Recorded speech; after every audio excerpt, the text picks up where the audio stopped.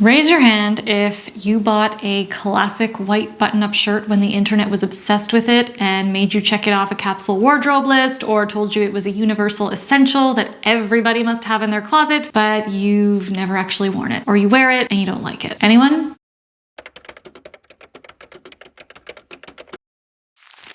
I'm gonna make a deal with you. Today I'm gonna share 3 styling exercises, all using a simple white button-up shirt. And if after doing those 3 exercises with your white button-up, if you can't figure out a way to wear it that suits you, or if you still don't love it and it feels forced, then I give you permission on behalf of the entire internet. That's right, I give myself permission to do that. I give you permission to let it go in a mindful way. Give it to a friend who will like it, bring it to a swap party, sell it online. Don't give it any more space in your closet if it's not you. If you're someone who loves a button-up shirt, then this video is going to give you ideas perhaps to wear it differently. And if you already know you're not a button-up shirt person, then see you next week. Or maybe not, because I think these are styling exercises that can be applied to any garment in your closet that you're struggling with. So, stick around if you like it. And we're going to identify the elements that make a white shirt so awesome so that you can identify what the equivalent essential is for you and your personal taste. I'm using this shirt here for every example in the video, and for those of you who have been around for a while, you probably recognize it. It is the tailor from Power of My People. And yes, today's video is in partnership with Power of My People, because I think slow and small fashion brands need a spotlight. I've been working with this company for almost a decade. I've had this shirt from them for several years, and one of the main reasons why I continue to shout out about them is because I think they are a true slow fashion brand in every sense. The first indication of that is the fact that they are totally okay with me telling you not to buy this shirt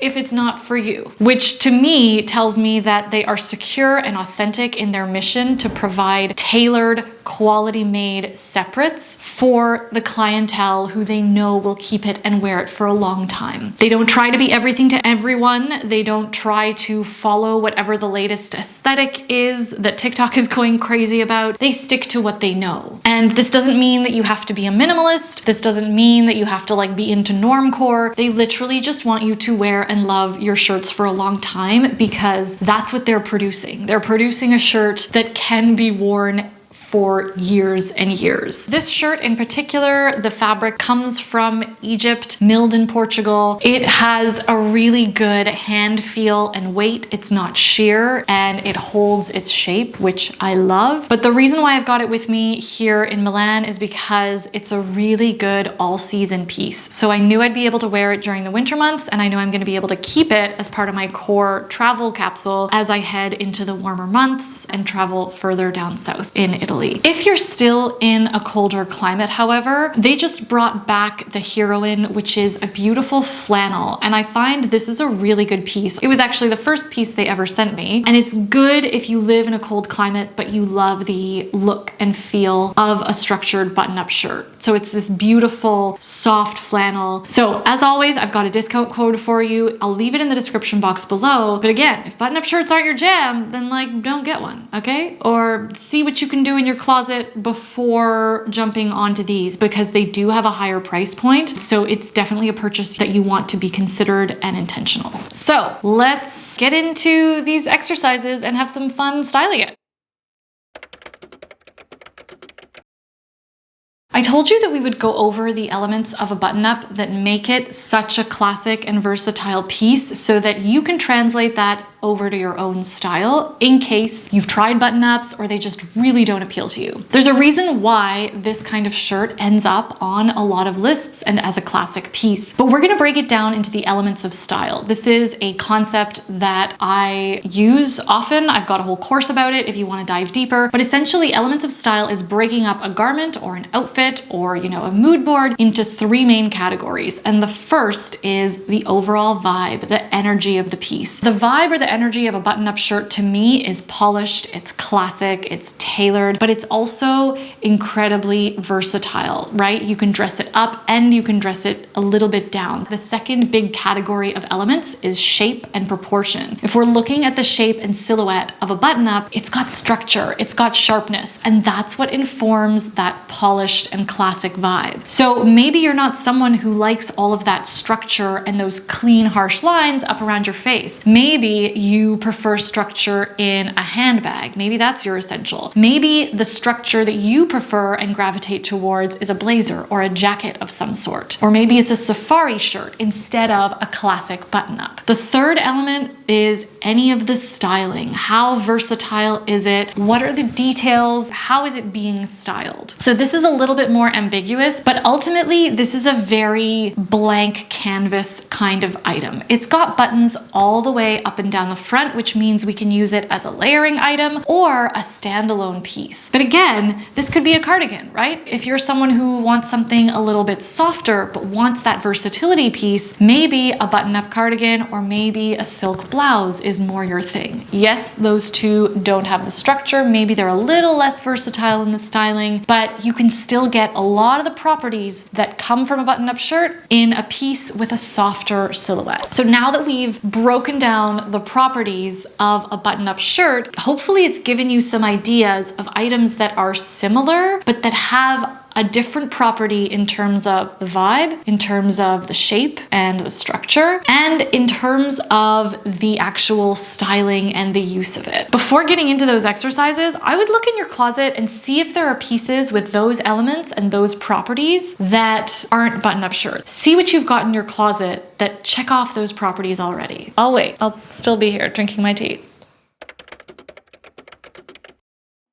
Okay, the first method that is tried and true, which you've probably seen me do before, is what I like to call my shop your closet method. This is where you kind of reverse engineer the look that you're wanting. So I would look up on whatever app you like to use to find outfit inspiration, or maybe it's a picture that you found in a magazine, whatever. But if you're like me and you like to use Pinterest or TikTok or whatever, I would look up something like white button-up shirt outfit. And if that's too ambiguous for you and you kind of have an idea, like maybe you want to style it with loafers or a knee-high, then I would say white button-up shirt outfit with knee-high boots and see what you get. So once you find an outfit that resonates with you, that you like, that you feel is also in alignment with your style and something that you would actually wear, the next step is to break it up into elements of style, kind of like what we did with the white button-up shirt itself at the beginning. Finally, I found an example that is like a little bit interesting for me. I've never worn my white shirt in this way, so immediately it kind of jumps out at me. Breaking this up into elements, number one, the style vibe is, I want to say like glamorous. I want to say the energy that she is giving is maybe a little bit like rock and roll, luxury, and minimal. When I'm looking at the shape, it's like all structure. The boots are pointy, they're not slouchy. Like there is no element of slouch in this look at all. Everything is tailored, everything is sharp. In terms of proportion, really interesting proportion play with the oversized sort of long shirt, tall boot, coupled with a very short hemline. So we're seeing some tension in the proportions with the volume, with the bare leg, as well as some tension in the amount of skin that's being shown, you know, high leg. Everything else is covered up though. And this is what informs the styling, which is that third category, styling. And here she's got the shirt buttoned all the way up, but completely untucked and then unbuttoned to show a little bit of skin as she moves. And so that we can see the top of the hem of those little leather shorts. She's got the cuffs rolled and she's got all of the accessories that are matching, you know, like whatever's in her hair, the bag, and the boots. So this is also a very high contrast look. She's using color, in this case, neutrals, in a contrasting way. If you like the way this look has been broken down, or if you are sort of wondering about elements of style and what it is exactly that I'm talking about, I did do a course on it. It's available directly on YouTube, and if you're not seeing it as like a little courses section in my main page on YouTube, that means it's not available in your country. So I'll leave an alternate link for you down below. I have that course that I mentioned, but I also do a live digital workshop or event where we have real life examples. So I have two guests whose closets we shop. Everybody who buys a ticket to the event receives the looks that we're going to use as our inspiration in advance. And we break down the looks into these elements of style so that you can pick which themes and elements you like best. And you can then translate it to your own closet and your own personal style. So I love doing this because we get so much inspiration, not only from our guests, but everyone who buys a ticket gets to do a little bit of homework and submit their look to the event. So we see so much inspiration coming from just 2 outfits. It's just a really, really good way to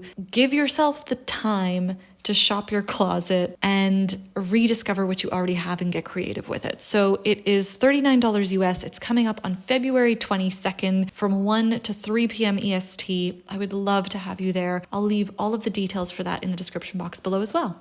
Okay, here's the look that I shopped my closet for. I'm really happy with it. Like I said, I have never worn my button-up shirt in this way with my leather skirt and boots with no tights, and I like this. I would wear it during the transition season. I'd throw a coat over top, especially here in Milan. One thing that I did differently though was I changed the styling of the shirt itself. So rather than button all the way up to the top, which just really isn't me, like that's a very severe look, I do like something that feels, you know, a little bit more undone. I've left the buttons open and I styled my scarf and my necklace. This is the Monica Vinader heirloom. I looped it and then tied my scarf with it so that it still gives a little bit of color. It gives like a bit of a softer vibe, but I find the mix with the chain still gives me that like cool glam, little bit of like something attitude and sass because of the hardware like so close on the neck. So that's how I interpreted that. So this was a very creative use of my button-up shirt, which I would not have done without this little exercise. Let's move on to the next. This is my very limited closet, which I have, but we're still gonna work with it. It'll be fine. The contrast dressing method, which I like to use really often with clients when we're struggling to style a piece, is when you take the vibe of the item that you're trying to style and you pair it with something that is completely opposite in terms of the vibe and the energy that it's giving off. In our first little breakdown of the white button-up, we talked about how it's very classic, it's very polished. So rather than think like, okay, this is very classic and tailored and polished, then I can only wear it with something that is equally polished and tailored, like a trouser or a pencil skirt. You know, thinking that we have to pair these similar items together, we can maybe instead pair it with something that is completely on the other opposite end of the spectrum. The thing that is the most opposite in my closet would be a sweatpant or something like that. We could do the leather skirt again because this is a little bit like rougher, but this is still a fairly elevated piece. It's not gonna give me the tension that I want. We're not doing this for the sake of coming up with something wacky. I also don't want things to be like overstyled. This is all about experimentation and putting pieces together to see how we like them, to get our creative brain going. Okay, I'm not saying mix and match and do a high contrast look just for the sake of it. If you put something together and it still feels forced, then like it's okay, it's still not you, okay? And that's okay. It doesn't mean that you don't look good in things. It doesn't mean there's something wrong with your body. It doesn't mean that you can't wear things that are classic or on trend and that makes you unstylish. Like, that is all bull. It is not you. It just means that we're discovering and exploring things that work and don't work so that you can get to the point where what you pull out of your closet is actually something that you really love. So with that digression, the thing to me that is the most opposite in my closet are my black leggings. Okay, so now that I've found the total opposite piece, it's time for me to style the look as a whole. Here we are. I'm gonna add my tall boot because it balances out the visual weight of the shirt. This is boxy and it's also bright white in comparison to the skinny black leggings. So we've got a lot of contrasting proportions here. The boot's gonna help balance it out a little bit.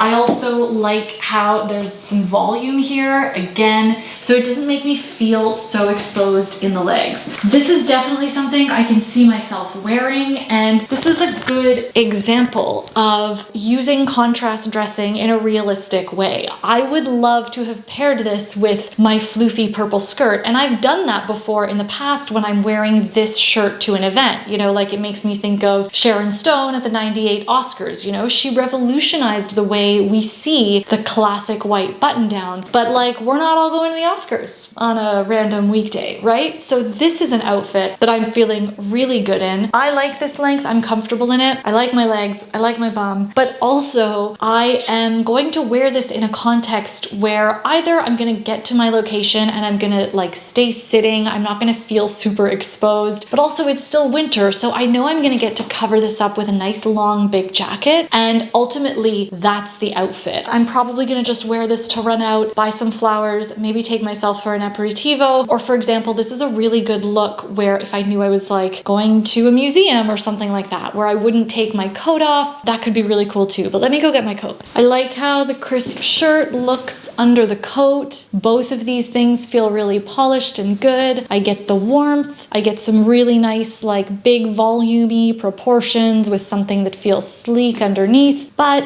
the boot carries itself visually and balances out all of this volume on top. And easy bag. This is easy. I like it so much. There.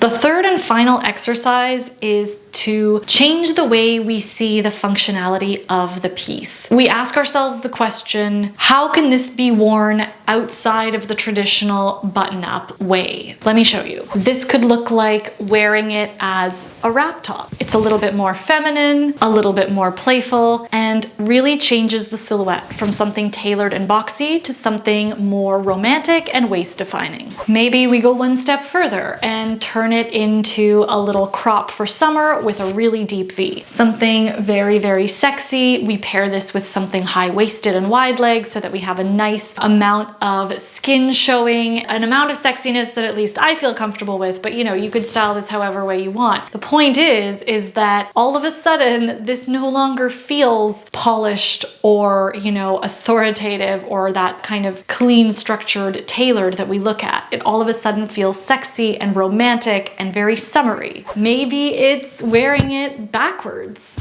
This feels, not gonna lie, a little bit like straitjackety to me, so that's why you have to really like play and zhuzh the collar and scrunch the sleeves. I mean, the back looks pretty cool. Who cares if this doesn't feel quite right? Maybe you don't go out in it. The whole point is that we're playing, we're experimenting, we're training our brain to see our clothes in a different light so that we get more creative with them. Maybe it doesn't happen right now. Maybe it's not this. Maybe it's something else. Let's try it. Maybe we turn it into an off-the-shoulder situation. We could also probably turn this into a bustier, although I feel like that sometimes requires a rocket science degree, but you know what? Let's try it. Hang on. All right, here we go. Would I wear this in real life? Look, if this was all I had when I was traveling and I was really stuck, absolutely, I would probably style it this way and just like be happy about it. But again, if this isn't for you, if you don't see yourself wearing this like a bustier, or if this is like the only way you could see yourself wearing a white button-up shirt, then maybe it's not for you. The whole point is figuring out, can we see this item outside of its original context, and would we realistically wear it that way more than once? And if you can answer that question, then I feel like you're golden. That is what I have for you today. I hope this video gives you ideas to style either the white button-up shirt or another item in your closet that you're having difficulty styling. A huge thank you again to Power of My People, my friends in slow fashion. I will leave again that discount code for you, but think about it, make sure it's an item that you absolutely love and need and fills a gap in your closet. Give this video a thumbs up if you liked it. If you learned something new, let me know which wardrobe essential, quote unquote, you want me to tackle next via this format. And I will see you in the next slow fashion video. Thank you as always for being here, for watching and caring about slow fashion and reducing our consumption through creativity. Ciao.